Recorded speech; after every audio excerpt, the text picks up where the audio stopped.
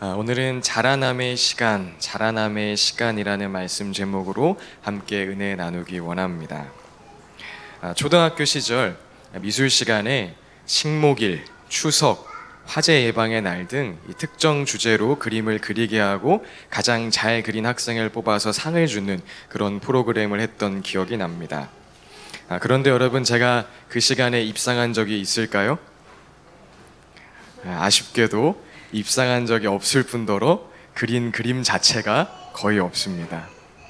왜냐하면 그 어떤 주제를 들을 때 머릿속에 떠오르는 그림은 거의 피카소인데 내 손으로 표현되는 그림은 쫄라맨인 것이 싫어서 그리는 것 자체를 포기했기 때문이죠.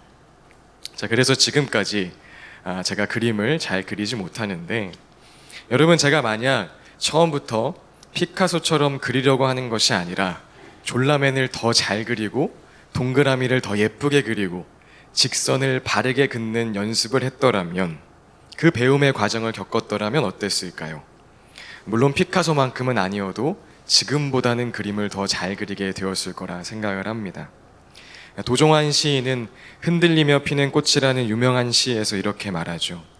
흔들리지 않고 피는 꽃이 어디 있으랴. 이 세상 그 어떤 아름다운 꽃들도 다 흔들리면서 피었나니.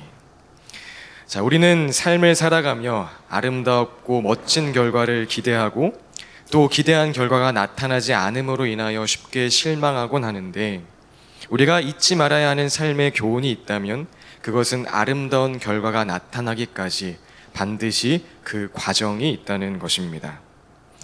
그리고 이것은 신앙생활에서도 마찬가지죠. 신앙은 한 번의 깨달음, 한 번의 눈물, 한 번의 체험과 경험으로 완성되지 않습니다. 신앙도 이 성장하는 과정이 있어야 한다는 것입니다. 에베소서 4장 15절 말씀 이렇게 기록합니다. 우리 함께 읽어보겠습니다. 시작. 우리는 사랑으로 진리를 말하고 살면서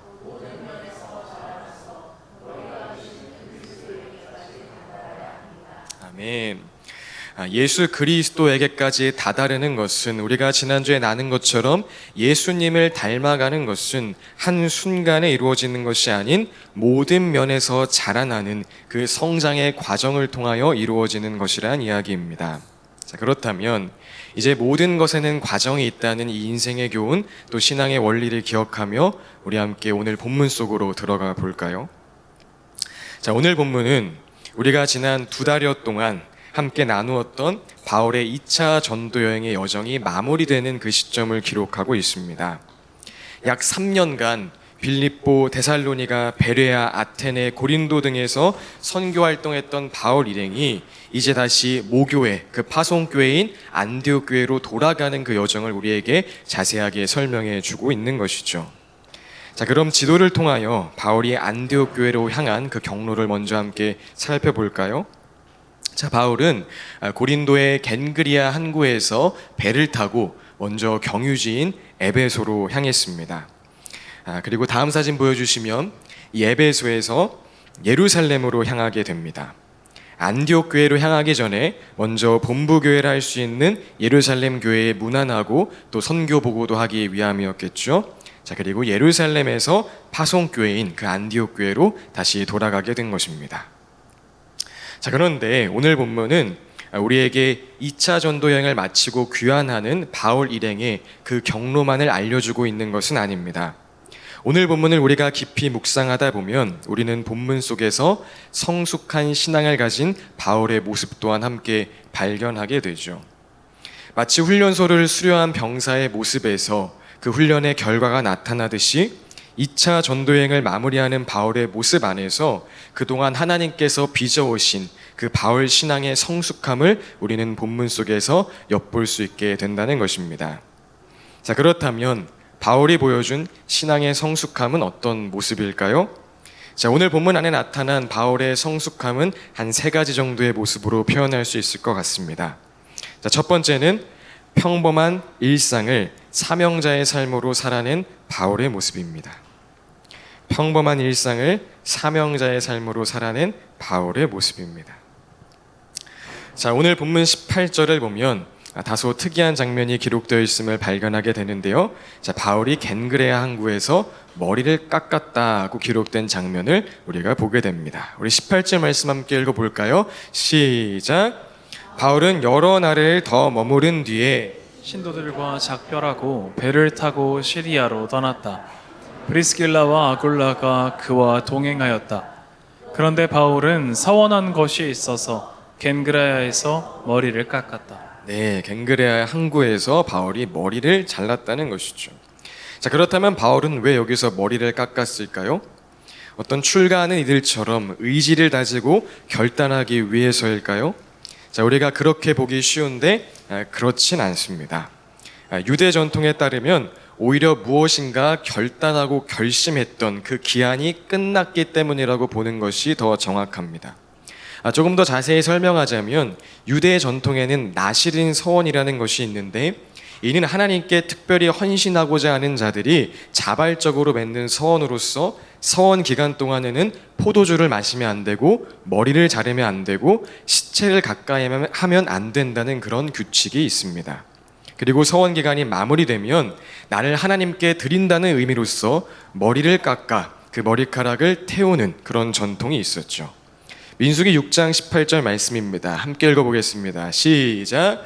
나실 사람은 그가 바친 이 머리털을 회막 어귀에서 밀고 바친 그 머리털은 화목제물 밑에서 타고 있는 불 위에 얹어 태운다. 네, 즉 오늘 바울이 서원한 것이 있어서 머리를 깎았다는 말 또한 바로 이 나실인 서원에 해당하는 것일 가능성이 매우 높다는 것입니다.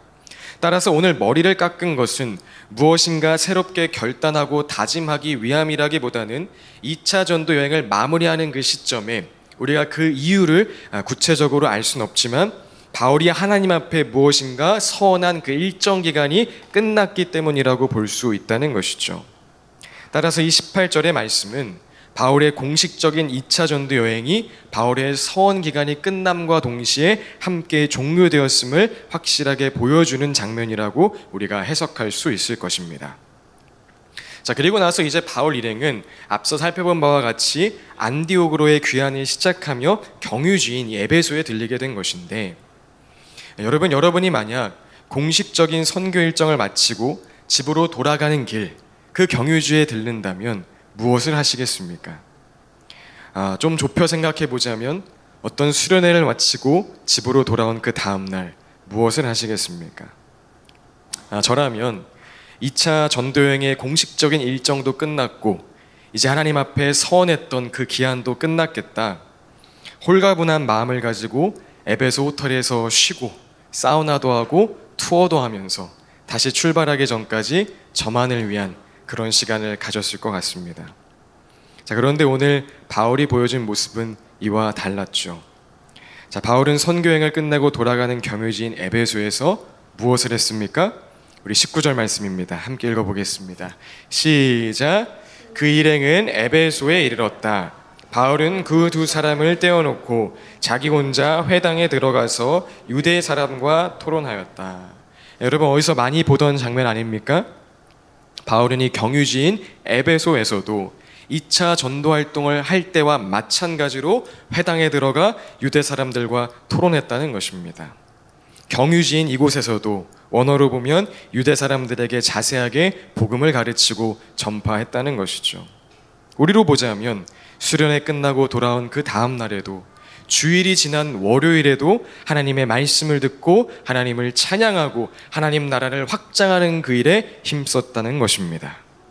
자, 그렇다면 바울은 어떻게 이와 같은 모습을 계속해서 보일 수 있었던 것일까요? 자, 바울은 사명자의 삶이 특별한 기간, 특별한 장소, 특별한 활동과 같은 것에 갇혀 있는 것이 아닌 자신의 삶 자체이고 전체임을 분명하게 알았기 때문입니다. 여러분, 운동선수를 한번 생각해 볼까요? 운동선수는 대회가 끝났다고 해서 운동을 멈추지 않습니다. 대회가 끝난 순간 회복 운동부터 시작해서 다시 평범한 일상의 운동을 계속해 나아가죠. 자, 왜 그렇습니까? 이유는 간단합니다. 운동선수이기 때문입니다. 자, 이처럼 바울 또한 하나님과 사랑의 관계 안에 거하며 그 사랑을 전파하는 그 사명자의 정체성이 분명했기 때문에 2차 전도여행이 끝나고 서원이 끝났다 해도 그것과 상관없이 오늘도 사명자의 평범한 일상을 살아갈 수 있었다는 것입니다. 사랑하는 여러분, 여러분은 하나님 나라의 사명자이십니까? 여러분은 하나님 나라의 사명자이십니까? 네. 우리의 삶의 자리와 역할은 모두 다르지만 우리 모두 하나님을 사랑하고 이웃을 사랑하는 그 사명자라면, 복을 받고 복을 유통하는 그 복의 근원으로서의 삶을 산다면 우리 또한 특별한 순간만이 아닌 매일의 평범한 일상 속에 그 사명자의 모습이 나타나야 할 줄로 믿습니다. 폴 라구더는 일상의 의미라는 책에서 다음과 같이 기록합니다. 우리 함께 읽어볼까요? 시작. 일상의 하나님은 우리를 주일에만 빛나는 그리스도인으로 부르지 않으셨습니다. 하나님께서는 우리를 매일매일 빛나는 일상의 그리스도인으로 부르셨습니다. 아멘.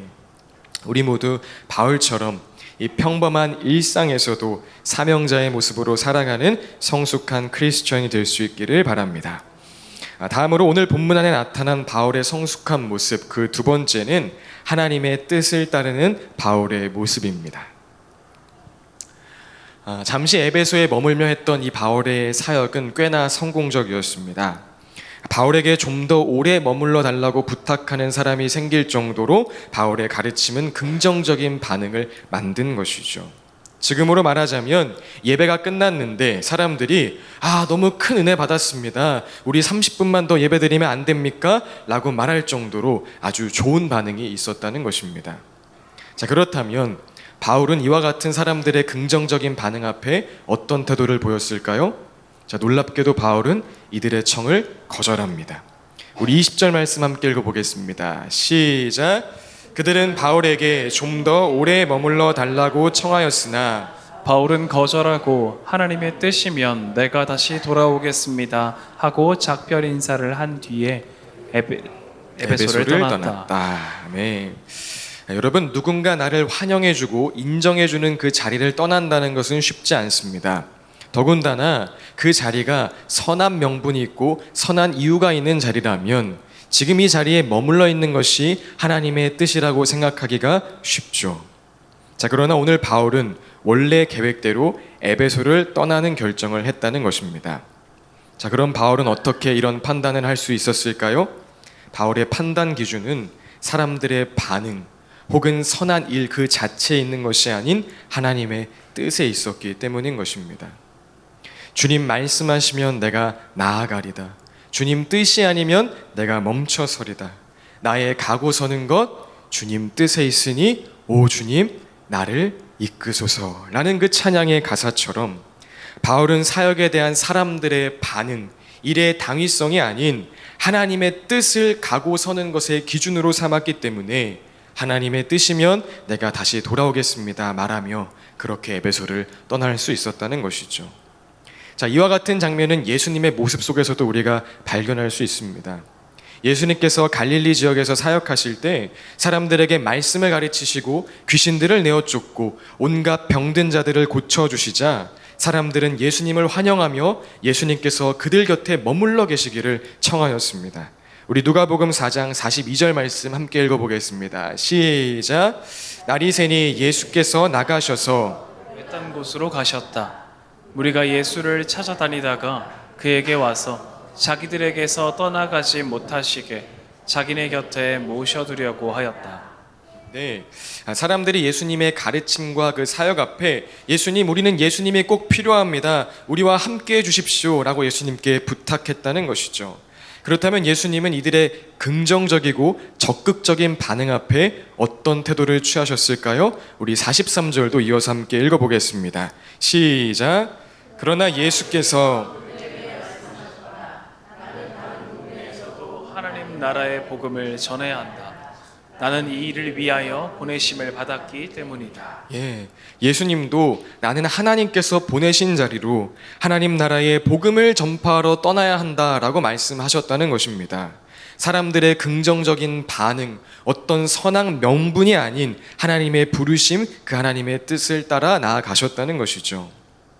여러분, 하나님의 뜻을 가로막는 것은 악한 뜻, 나쁜 뜻이 아닌 또 다른 선한 가능성일 때가 많습니다. 특별히 사람들의 인정과 박수, 성과주의와 합리주의가 깃들여 있는 선한 가능성은 하나님이 인도하시는 길에서 우리를 너무나 쉽게 벗어나게끔 만들 수가 있죠. 그러나 오늘 예수님은, 또 예수님을 닮은 바울은 이와 같은 현상 자체, 사람들의 긍정적인 반응을 주목하는 것이 아니라 지금 하나님께서 내가 어디로 가길 원하시는지, 이 순간 하나님께서 무엇을 말씀하시고 무엇을 원하시는지 집중하며 그 하나님의 뜻대로 움직이는 삶을 살았다는 것입니다. 토부 공동체 여러분, 우리 또한 예수님처럼 바울처럼 눈앞에 보이는 사람들의 반응 혹은 선한 명분을 따라 사는 것이 아니라 지금 하나님이 내게 주신 사명, 지금 말씀하시는 그 하나님의 뜻을 따라 나아가는 그런 삶을 살 수 있길 예수님의 이름으로 축복드립니다. 자, 마지막으로 오늘 본문 안에 나타난 바울의 성숙한 모습, 그 세 번째는 모든 신도를 굳세게 한 바울의 모습입니다. 우리 오늘 본문 23절 말씀 함께 읽어보도록 하겠습니다. 시작. 바울은 얼마 동안 거기에 있다가 그곳을 떠나 갈라디아 지방과 부르기아 지방을 차례로 두루 다니면서 모든 신도를 굳세게 하였다. 네. 지난주 전화위복에 하나님이 우리에게 이루시는 복은 예수 그리스도를 닮는 것이라 하였는데, 여기서 예수 그리스도를 닮는다는 것은 우리의 말과 행동, 우리의 성품이 예수님을 닮아가는 것뿐만 아니라 우리가 금요기도회 때 한 번 더 강조했던 것처럼 예수님처럼 하나님의 구원 계획에 동참하게 되는 것까지 이어지는 것이라는 것을 나누었습니다. 하나님께서 아브라함 한 사람에게만 복을 주신 것이 아닌 아브라함으로 하여금 복의 근원, 그 복을 유통하게 하는 자가 되게 하신 것처럼, 또 하나님께서 요셉 한 사람에게만 복을 주신 것이 아닌 요셉을 통해 이스라엘 백성을 구원하신 것처럼 예수 그리스도를 닮은 인생은 또 다른 누군가를 예수 그리스도 닮게 하는 그 삶을 살아가게 된다는 것이죠. 그리고 오늘 바울이 바로 이와 같은 모습을 너무나도 잘 보여주고 있었다는 것입니다. 예수 그리스도를 닮은 바울은 나의 만족과 유익, 나의 편안함과 안락함을 추구하는 것이 아닌 오늘도 예수님처럼 자기 희생을 통해 모든 신도를 더 굳세게 하는 일에, 모든 신도를 예수 닮아가게 하는 일에 복의 근원으로서의 삶을 살아가고 있었다는 것이죠. 자, 우리 사랑하는 토부 공동체 또한 결국 모든 신도를 굳세게 하는 하나님 나라의 복을 유통하는 그 복의 근원으로 살아가게 되길 예수님의 이름으로 축복드립니다. 자, 지금까지 나눈 내용을 한번 정리하자면 2차 전도여행이 마무리되는 시점에 우리는 성숙한 신앙을 가진 바울, 곧 첫 번째 무엇이었죠? 네, 평범한 일상을 사명자의 삶으로 살아낸 바울. 두 번째, 하나님의 뜻을 따라 나아간 바울. 세 번째, 모든 신도를 굳세게 하는 그 바울의 모습을 우리는 발견할 수 있게 된다는 것입니다. 자, 그렇다면 바울은 어떻게 오늘과 같은 이런 성숙한 신앙의 모습을 갖게 된 것일까요? 그것은 서두에 말한 것처럼 신앙의 여정, 그 과정이 있었기 때문입니다. 길게는 바울이 다메섹 도상에서 예수님을 만난 시점으로부터 지금까지의 20년이라는 시간, 짧게는 2차 전도여행을 했던 3년의 시간 동안 하나님을 경험하고 하나님을 배우고 예수 그리스도를 닮아가고 성장한 그 과정, 그 시간이 있었기 때문이라는 것이죠. 2차 전도여행의 여정만 우리가 함께 돌아보아도 우리는 바울의 삶 속에 쌓인 그 신앙의 내공에 대하여 한번 생각해 보게 됩니다. 우리 그동안 약 2개월간 나누었던 말씀을 한번 복기해 볼까요? 처음 2차 전도 여행을 출발할 때 시작부터 바울은 삐그덕거렸습니다. 1차 전도 여행을 중도 포기한 마가를 다시 데리고 갈 것인가에 대한 문제로 바나바와 심하게 다툰 후에 은인이었던 이 바나바와 갈라서게 된 것이죠. 자, 그러나 하나님은 그런 바울을 붙드셨고 성장시키셨습니다. 이후 바울은 신앙의 본질과 비본질에 대한 문제를 분명히 했던 예루살렘 회의의 결과를 루스드라에 있는 성도들에게 가르쳐 지키게 하였는데, 이때 바울은 분명 비본질적인 이유로 마가를 내쳤던 자신의 모습, 사랑 없이 행한 자신의 모습을 돌아보게 되었을 것이라 생각합니다. 또 바울은 마가를 데리고 오는 것과 관계없이 인간적인 상황과 조건에 상관없이 하나님의 일은 하나님이 하시는 것임을 계속해서 피부로 경험하게 되었습니다. 바울이 원래 계획했던 아시아에서의 선교 활동은 막혔지만 하나님의 인도하심 따라 순종하여 나아갔을 때에 마케도니아 지역에서 자생옥감 장수인 루디아를 만나 빌립보 교회를 개척하는 그 놀라운 일을 경험하게 되었었죠. 또 바울은 이 빌립보에 있을 때 여러 가지 유혹과 핍박을 당하기도 했었는데 그럼에도 자신을 높여주는 그 귀신 들린 여자의 말에 속지 않고 빌립보가 외치는 돈과 시민권, 그 힘과 권력에 찬양함으로 저항할 때에 갇혔던 옥문이 열리고 간수와 그 온 가족이 예수 그리스도를 믿게 되는 일 또한 경험했습니다. 그리고 다음으로 데살로니가에 갔을 때에는 자신이 전파한 예수 왕의 복음을 통해 야손과 같은 참된 예수의 제자가 세워짐도 경험했고 또 바울을 시기하여 바울을 죽이고자 하는 자들을 만나기도 했었죠. 또 베레아에서처럼 바울은 기꺼이 말씀을 받아들이고 날마다 성경을 상고하는 사람들을 만났는가 하면 아테네에서처럼 우상과 종교심이 가득함으로 말씀을 거부하는 자들도 만났습니다. 그러나 그 어디에서나 바울은 하나님께서 일하심을, 베레아에서도 아테네에서도 구원하시고자 하는 자를 하나님께서 신실하게 구원하심을 경험했었죠.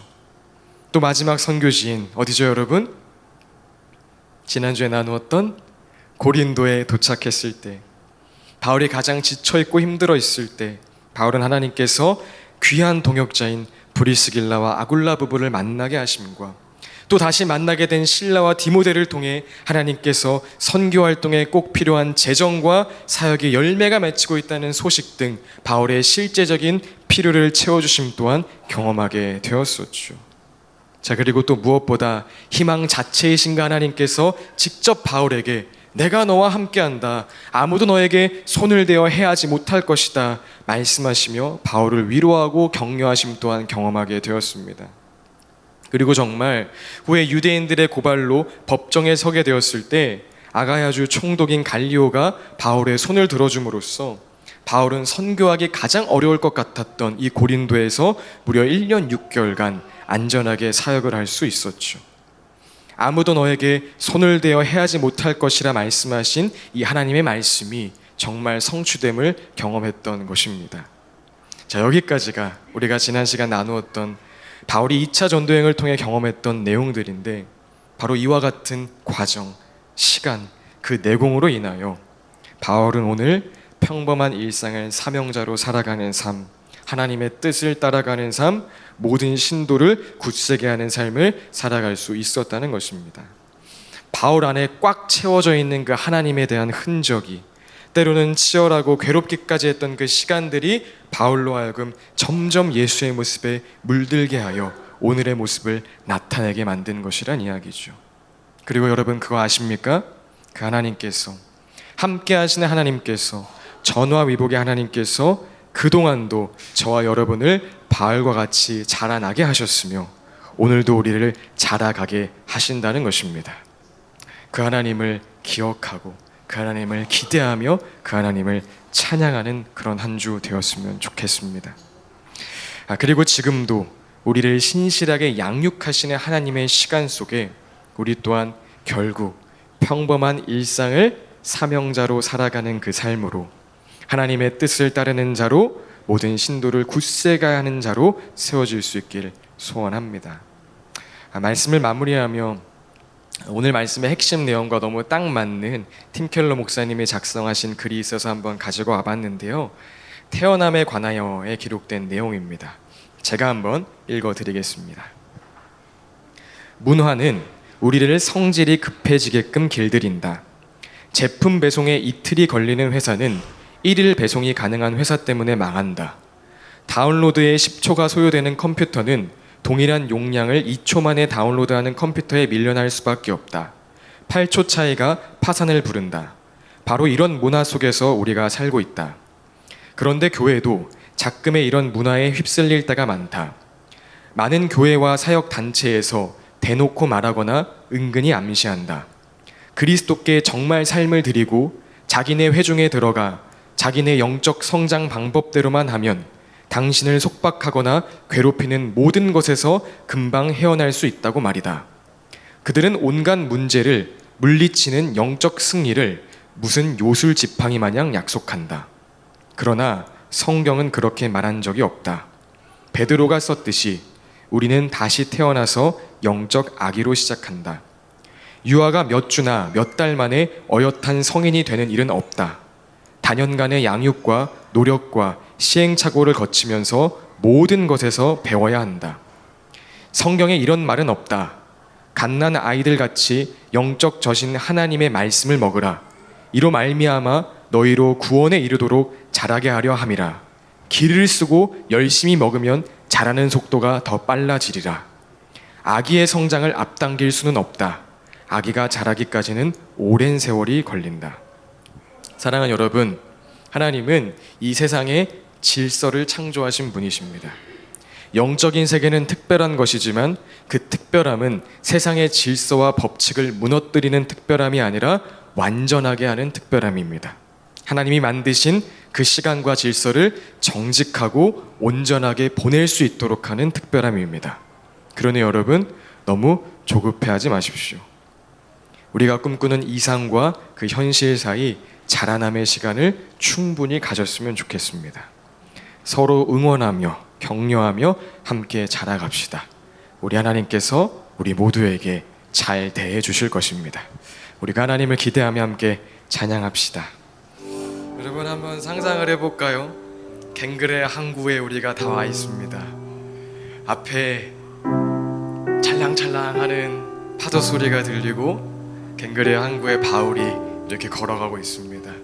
그러면서 하나님 앞에 감사의 의미든 앞으로의 기대의 의미든 무언가 서원했던 그 시간이 끝나서 이제 전도 여행의 일정도 다 끝나서 이렇게 머리를 딱 밀고 있어요.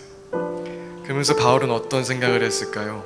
오늘 함께 나누었던 것처럼 그 지난 2차 전도 여행의 그 여정들을 다시 한번 생각해 보게 되었으리라 생각합니다. 그래, 내가 시작할 때부터 바나바와 다퉜었는데 참 하나님은 신실하게 인도하셨지. 하나님은 나를 그 모든 과정 속에 이끄셨지. 정말 죽을 뻔한 위기도 있었는데 그때 하나님 믿고 찬양함으로 저항하며 나아갈 때 하나님의 놀라운 일을 보게 하셨지. 내 안에 세상의 힘과 논리로 대적할 수 있는, 저항할 수 있는 시민권도 있었지만 그걸 신뢰하지 않고 하나님 붙들 때 하나님이 역사하셨지. 고린도에서 내가 얼마나 힘들었어. 그런데 하나님께서는 다 예배하신 만남 있게 하셨고, 아니 그러네, 정말 그러네, 하나님께서 누구도 너에게 손대지 못할 것이라 말씀하신 것처럼 이 고린도에서 1년 6개월 동안 내가 안전하게 사역했네, 이런 많은 생각을 했을 거라고 생각합니다. 그러면서 바울 안에 무엇이 임했을까요? 오늘 함께 찬양한 것처럼 깊은 평안이 임했으리라 생각합니다. 꽉 찬 평안, 그 꽉 찬 담대함이 있었으리라 생각합니다. 그러니 오늘 일상을 사명자로 사는 거, 피곤해 죽겠는데 그래도 해야지 이랬을까요? 아니요. 그 넘치는 에너지, 그 단단한 기운이 있었을 것입니다. 또 뭐죠 여러분? 두 번째 뭐죠? 도와주세요. 네, 맞아요. 어떤 사람들의 반응이 있고 사람들의 소리가 있을 때에 그것에 갈대처럼 휘둘리는 것이 아니라 그 단단함을 가지고 그 평화의 힘을 가지고 하나님의 뜻 따라 나아가는 바울의 결단이 있었을 것이고요. 그리고 세 번째, 모든 신도를 굳세게 하는 것. 나도 살기 바빠 죽겠는데 피곤해, 이게 아니라 그 넘치는 확신과 평안으로 여러분도 예수 닮아가십시오. 그 굳세게 하는 여정이 있었으리라 생각을 합니다. 여러분, 하나님은 오늘도 우리를 성장시키고 계십니다. 그리고 앞으로도 성장시키실 것입니다. 그 하나님을 기억하고 기대하는 한 주 되었으면 좋겠습니다. 이 시간 우리 잠깐 기도할 때 먼저 여러분 기억해 보셨으면 좋겠어요. 지난 시간 동안 하나님께서 어떻게 여러분을 인도하시고 자라나게 하셨는지, 그리고 기대했으면 좋겠습니다. 하나님, 앞으로도 그 하나님의 시간 속에 나를 내어드립니다. 하나님을 신뢰합니다. 우리 함께 기도하겠습니다. 오늘 자라남의 시간 말씀 나누는데 우리 밖에서 아이들이 울고 때도 쓰고 이런 모습 자체가 오늘 메시지를 주는 것 같아요. 여러분, 아이 때는 뭐 하는 거예요? 떼쓰는 거예요. 정답은 뭐예요? 예배 시간이니까 조용히 해야지. 이건 정답이에요.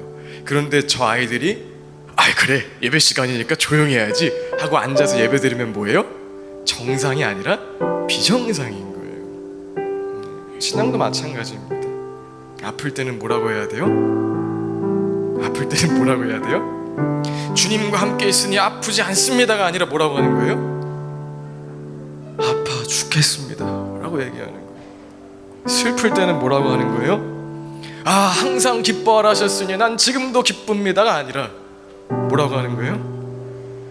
너무 슬픕니다 라고 이야기하는 거예요. 그러면서 크는 거예요. 그러면서 성장하는 거예요. 이번 주에 한 친구를 만났는데 그런 얘기해요. 사정이 참 딱해요. 어려워요. 그래서 자기가 투정을 부렸대요. 근데 그 마음이 편하지 않아서 하나님 앞에 회개했대요. 그래서 제가 그랬어요. 왜 회개하냐고. 그거 너가 힘든 거 맞다고. 그거 하나님이 너한테 잘못했지 너가 하나님한테 잘못했냐? 그거 힘들다고 하는 거라고. 아프다고 하는 거라고. 누구 앞에서? 하나님 앞에서. 여러분, 그게 올바르게 정직하게 성장하는 것입니다. 이번 한 주 또 우리의 삶 그랬으면 좋겠어요. 여러분, 하나님은 어떤 감독이 아니십니다. 회사의 사장님이 아니십니다. 우리의 어떤 겉모습을 평가하시는 분이 아니십니다. 너 이거 똑바로 안 했어? 너 이렇게 해야지. 이렇게 해야지 잘하는 거지 라는 잣대를 들이미시는 분이 아니십니다. 하나님은 우리의 아버지이십니다. 믿으십니까 여러분? 하나님은 우리의 아버지이십니다. 자녀면 뭐 하는 거예요? 오늘 밖에 저 꼬맹이들처럼 사는 거예요. 그러면서 커가는 겁니다. 그래서 이 시간 여러분의 삶 속에 아픔이 있다면, 괴로움이 있다면, 풀리지 않는 의문들이 있다면 아빠 되신 하나님께 지금 이야기하는 시간 되었으면 좋겠어요. 그리고 이번 한 주 앞으로의 우리 평생도 하나님 앞에 그 정직한 시간을 살아내고 쌓아가는 시간 되었으면 좋겠습니다. 하나님이 우리를 자라나게 하실 것입니다. 우리 아빠 아버지 되시는 하나님을 찬양합니다. 하나님의 자녀로서 우리가 정직한 시간을 살아내게 하시며 그 안에서 자라나게 하여 주시옵소서. 이미 우리의 삶을 그렇게 인도하셨고 또 앞으로도 자라나게 하실 주님을 찬양합니다. 이번 한 주간 특별히 지금까지 우리를 자라게 하신 하나님을 기억하게 하시며 앞으로도 자라나게 하실 그 하나님을 찬양하는 한 주 되게 하여 주시옵소서. 그리고 아프고 힘들고 어려울 때 또 기쁘고 즐거울 때 있는 모습 그대로 그 정직한 시간 속에 하나님과 동행하는 우리 토부 공동체 되게 하여 주시옵소서. 주님 감사드립니다. 예수님의 이름으로 기도합니다. 아멘.